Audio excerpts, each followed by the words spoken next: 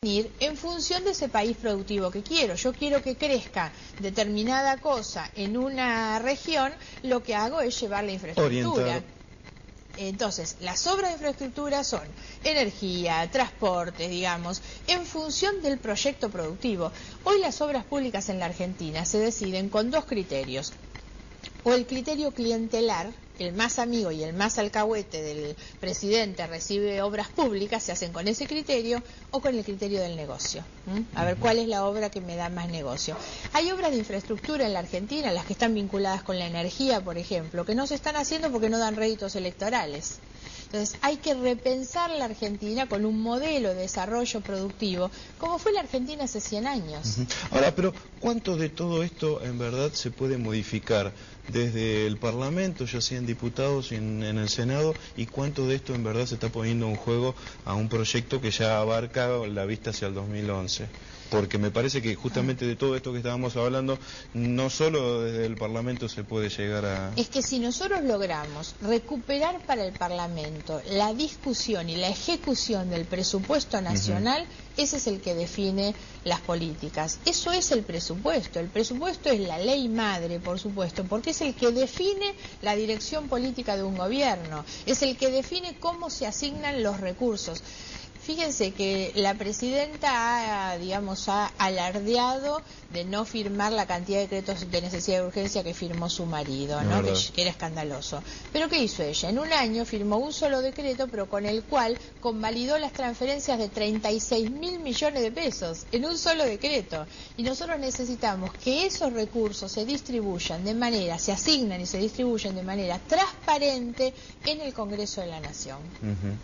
¿Le puedo consultar respecto, y ya que estábamos en tiempo de campaña, respecto al financiamiento de los partidos políticos? Días atrás tenía la oportunidad de charlar con Laura Alonso, quien fuese directora de Poder Ciudadano, renunció de candidata por el PRO, y ella nos decía que tiempo atrás había intentado impulsar, por ejemplo, desde el Congreso, que se impusiera una normativa a partir de la cual los partidos políticos y los candidatos no tengan que estar, ella lo decía así diplomáticamente, no tengan que estar pensando en conseguir dinero para ver cuánto pueden aportar en la campaña, sino que tiene que ser solamente el Estado el que se tiene que encargar de distribuir esos espacios. Y me parece que no estaríamos discutiendo un montón de cosas que lo que estamos discutiendo ahora. ¿Por qué en ese momento ella decía que absolutamente nadie apoyó esa...? No, nosotros venimos trabajando con eso a tal punto que hicimos hace 2 semanas la presentación de un plan llamado Plan para la Transparencia del Financiamiento de la Política,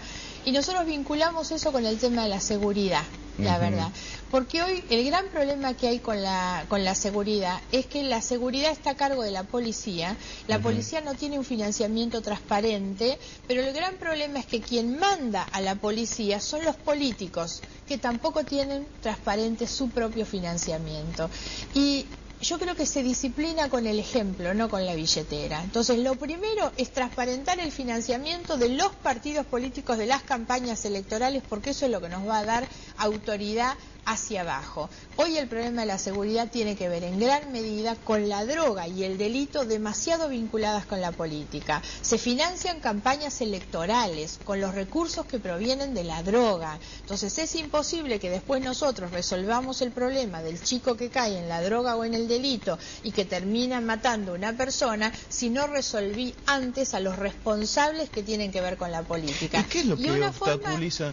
Justamente porque, por ejemplo, lo que usted mencionaba, que mucho de lo que se financia en la política proviene del narcotráfico, proviene de la droga. ¿Por qué no se puede llegar al final a la hora de justamente llevar adelante una denuncia y poder determinar eso? Es que en esto me parece que hay muchas cuestiones en juego. Desde luego que no se, no se mete en esas cuestiones porque no hay voluntad de desarmar. Nosotros no tenemos seguridad en la provincia de Buenos Aires porque no hay voluntad de meterse a romper los negocios y los intereses en ese entramado que tiene que ver con la droga, el delito, algunos policías y algunos políticos. Eso es decisión política. Sí, ahora, pero vamos a otra cosa. Yo creo que en esto la sociedad tiene que asumir su responsabilidad, porque todo el mundo sabe que la campaña de Néstor Kirchner fue con aportes en su momento de la empresa Sounderwind, que termina siendo beneficiada por el gobierno de Néstor Kirchner y después investigada por contrabando de droga. La campaña de Cristina Fernández de Kirchner fue financiada por los 3 empresarios lamentablemente asesinados vinculados con el tráfico de la efedrina, que es la sustancia con la que se hacen las drogas sintéticas. Entonces, ahora, si hemos tenido semejantes evidencias de las campañas electorales del expresidente y de la actual presidenta que han sido financiadas con recursos provenientes de la droga y la gente los sigue votando, porque nosotros tenemos, hay que pensar siempre esto, de las sociedades virtuosas no salen los malos políticos. Hay gente que, digamos, condena la corrupción y termina votando corruptos. Entonces hay que empezar a tomar mayor conciencia por parte de la sociedad, que no puede mirar para el costado, porque insisto, el gran problema no es solamente ese mundo delictivo en la superestructura de la política, sino cuánto esto impacta en la vida de nuestros hijos. Yo soy como muchas madres que viven en el conurbano, que uno no duerme y está colgado de un teléfono hasta saber dónde están nuestros hijos, y no hay derecho a vivir con esta angustia. No hay derecho porque hay políticos que se llenan sus propios bolsillos para que nuestros hijos mueran a manos de los delincuentes. Entonces, es una obligación moral del conjunto de la sociedad romper esa situación. Margarita Stolbizer, le agradecemos nuevamente que haya aceptado nuestra invitación, seguiremos charlando. Muchas gracias. Gente, que tengan un buen fin de semana, nos encontramos el viernes próximo.